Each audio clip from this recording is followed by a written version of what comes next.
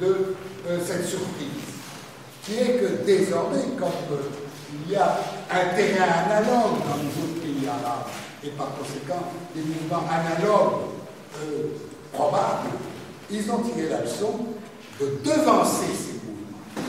De devancer ces mouvements. Et comment les devancer?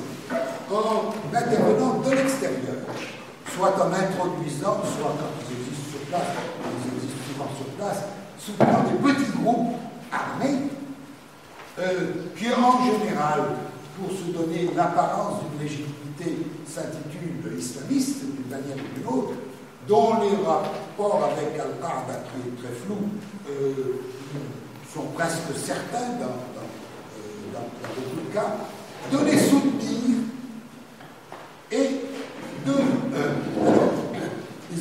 ils ont testé cette politique de prendre les devants en Libye, et ils l'ont testé avec succès. C'est-à-dire, qu'est-ce qu'on a vu en Libye?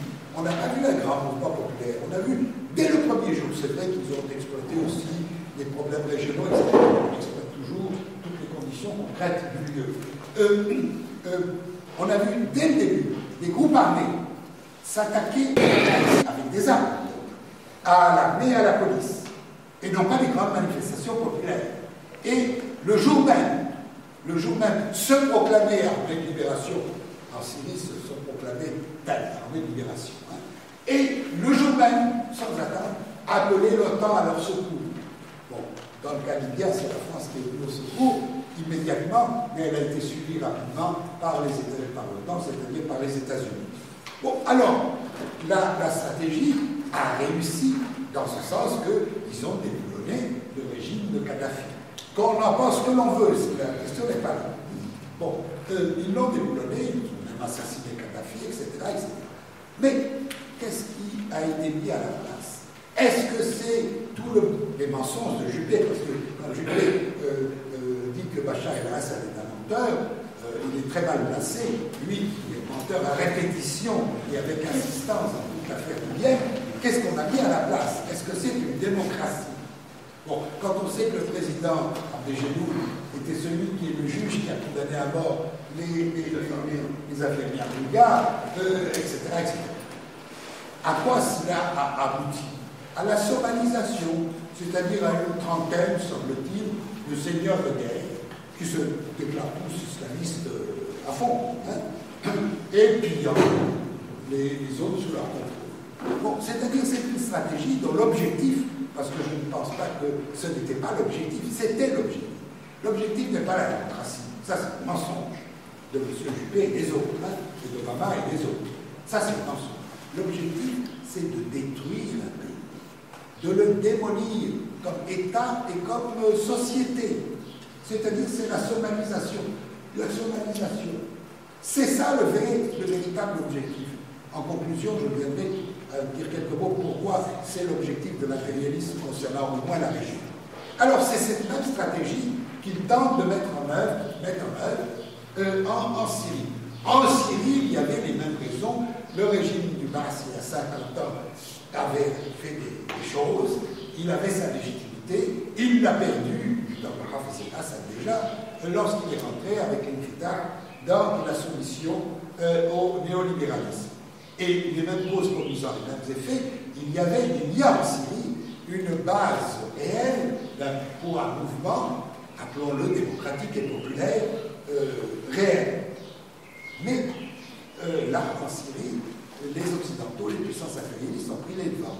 Elles ont pris les devants et c'est techniquement, c'est visible et ça a été démontré, surdémontré avec preuve à la pluie, c'est-à-dire que ce n'est pas des inventions, en introduisant dans le sud, à partir d'El des gens en provenance de Jordanie, et la Jordanie ne peut pas bouger son petit doigt sans l'accord de Tel Aviv, à Homs, à quelques kilomètres de la frontière nord du Liban, et Tripoli, depuis l'évacuation de l'armée syrienne, est contrôlée complètement par les islamistes wahhabites à la solde de l'Arabie saoudite, et transférer des armes là-bas. Vous avez une base à Homs, une base, non pas musulmane sunnite, mais aussi où les frères musulmans avaient une certaine implantation, et dans le nord, à partir notamment de caille du Sanjak d'Alexandrette.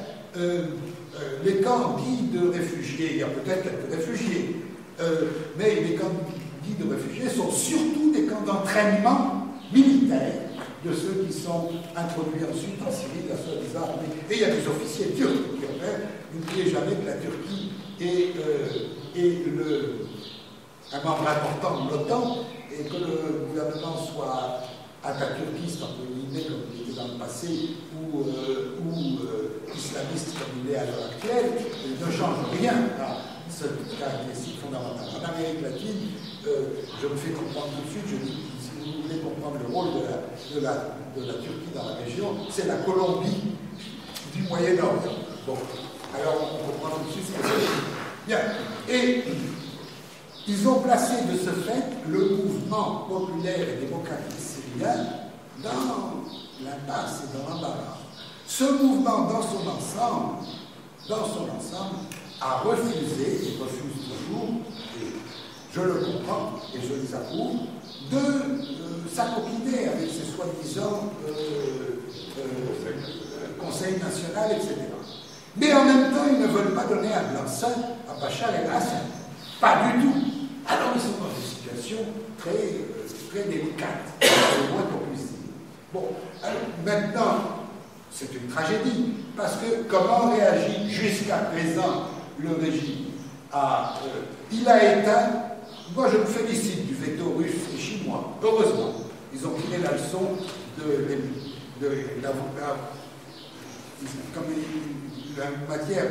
la manière dont ils ont été eus en Libye. Bon. Et deuxièmement, après cela, et je m'en félicite que, d'une certaine manière, le régime même soit parvenu à éteindre quand même un certain nombre de foyers, de ce genre de foyers d'incendie. Mais c'est tout. Or, ce n'est pas une solution au problème. La solution au problème, elle passe par des réformes réelles du système et donc des négociations réelles avec le mouvement réel démocratique et populaire. Auront-elles lieu ou pas? Je n'en sais rien. Est-ce que ça sera Bachar lui-même ou d'autres? Je n'en sais rien. Mais nous en sommes là. Alors, l'objectif, en tout cas pour la Syrie, il est le même que pour la Libye. Il est de détruire le pays. Il n'est pas de mettre une démocratie en place. Lorsque les sbires de la soi-disant armée de libération écrivent, c'est écrit en arabe, donc je le dirai, qu'on va utiliser al-Makhrata, c'est-à-dire le hachoir. On va faire passer au hachoir les alaouites, les chrétiens, les druzes et les chiites. Oui. Bon, alors c'est une drôle de démocratie. Ça veut dire la destruction du pays. Et ça veut dire... Alors, les trois alliés fondamentaux, les trois alliés intimes, ce sont les États-Unis, Israël et le Golfe, c'est-à-dire l'Arabie Saoudite et le Qatar, en l'occurrence, on pourrait dire les Émirats aussi bien évidemment. Bon, pourquoi? Parce que ils ont le même intérêt commun à la destruction des sociétés arabes qui menacent de sortir du néolibéralisme, ou d'amorcer une autre vision de leur avenir. Et en même temps, d'affirmation de leur souveraineté nationale. Les États-Unis, parce que c'est là ce qui explique, à mon avis, cette stratégie de guerre préventive, en préparation de la grande guerre qui est contre la Chine et éventuellement la Russie, ou même d'autres pays émergents s'ils ne sont pas sages. Pour le moment, ils sont assez sages, mais enfin, on ne sait jamais. C'est ça la stratégie, et c'est la stratégie mise au point par Clinton, pas par Bush, par Clinton, poursuivie avec le style qu'on connaît par Bush, et poursuivie, hélas, avec un style un peu plus intelligent, mais les mêmes objectifs par Obama. Bon, alors, Israël, c'est évident, parce que des pays à genoux, l'Égypte à genoux, la Syrie démolie, l'Égypte démolie, bon, Israël peut continuer son projet mis en œuvre de colonisation de peuple peuplement en Palestine et peut-être même au-delà. Bon. Et l'Arabie saoudite, les pays du Golfe. Pourquoi? Parce que ces pays n'ont pas l'hégémonie entre guillemets à travers le discours islamiste et le discours islamiste arabique sur l'ensemble de la région est impossible si les pays en question tiennent sur leur jambe. Ce ne sont pas les milliards et ce ne sont pas les discours islamistes qui pouvaient faire peur et n'ont pas fait peur ni à Nasser, ni à Ben Bella et à Boumedienne, ni au Baas ancien, ni aux socialistes du Yémen du Sud. Ils n'avaient pas de poids et ils ne peuvent avoir ce poids qu'à la condition, effectivement, d'être bénéficiaires de ce nouvel développement. Et ils ont donc un intérêt commun. Je m'arrête là parce que sinon, j'ai fait 25 minutes. Excusez-moi. Bon, merci.